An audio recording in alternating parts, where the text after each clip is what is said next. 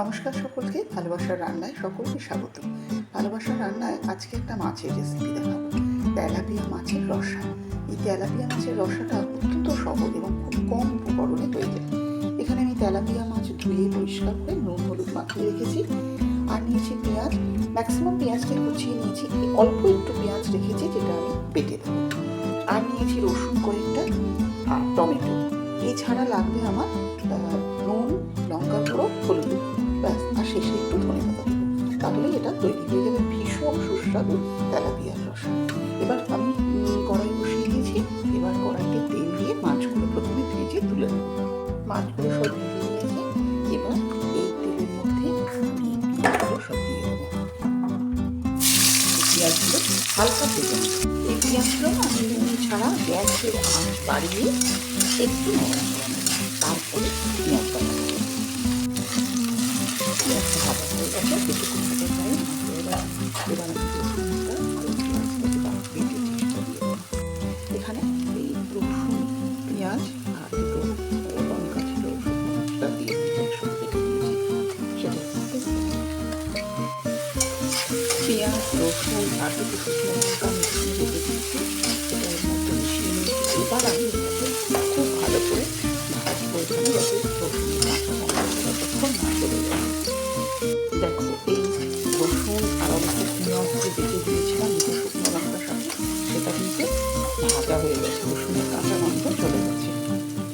এখানে শুধু পেঁয়াজ কুচিও করা যায়, কিন্তু আমার অনেকগুলো মাছ তো একটু গ্রেভিটা ভালো করবো বলে একটা পেঁয়াজ আমি বেটে দিয়েছি। এবার আমি এখানে যে টমেটোগুলো পরিষ্কার করে রেখেছিলাম সেগুলো বেটে দিয়েছি। এই টমেটোটাই বেটে দেওয়ার কারণ আছে গ্রেভিটা একটু ঠিক হয়ে যায়। এইবার আমি এর মধ্যে এই টমেটোটা দেওয়ার পর এবার আমি নুন, হলুদ, লঙ্কার গুঁড়োটা দিয়ে নেব। আমি নুন, হলুদ আর লঙ্কার গুঁড়ো দিয়েছি। যেমন আমি বলে থাকি, নুনটা একটু সাবধানে দেবে, প্রথমে কম দেবে, পরে দরকার হলে আবার দিতে পারবে। এখানে যদি কেউ মনে করো তাহলে একটু ধনের গুঁড়ো দিতে পারো, জিরের গুঁড়ো একদম চলবে না।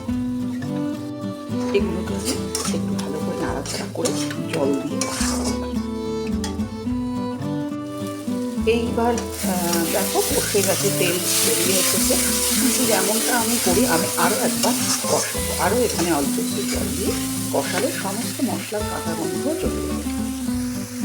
এখানে আমি আরও একটু জল দেবো, দিয়ে আরও একবার কষাবো, কষিয়ে নিয়ে তারপরে মাছটা দেবো। মশলাটা কষে গেছে, আবারও তেল ছেড়ে দিয়েছে। এবার আমি জল দেবো। মশলাটা যখন তেল ছেড়ে দেবে তখন দেখবে তৈরি হয়ে যাবে। আর এখানে নুন, শুকনো লঙ্কা, নুন, পেঁয়াজ দিয়ে সব কিছু কাঁচা টমেটো সব কিছু কাঁচা গন্ধটা চলে যাবে। যেহেতু তেল বেরিয়ে গেছে, এবার আমি এর মধ্যে জল দিয়ে এই মাছটা রসা মানে মাখা মাখা হবে, তাই এতে অত্যাধিক জল আমি দেবো না।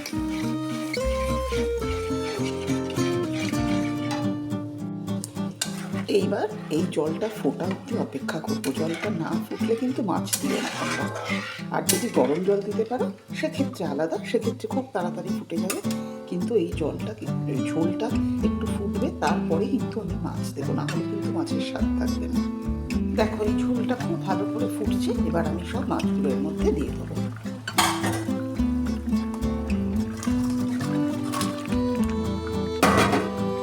এইবার মাছগুলোকে ঝোলের মধ্যে মিশিয়ে দিয়ে ভালো করে ফোটাবো। ঝোল যদি খুব কম থাকে তাহলে একটু সময় ঢেকে রেখে, আর ঝোলের মানে জল যদি বেশি মনে হয় তাহলে খোলা রেখে।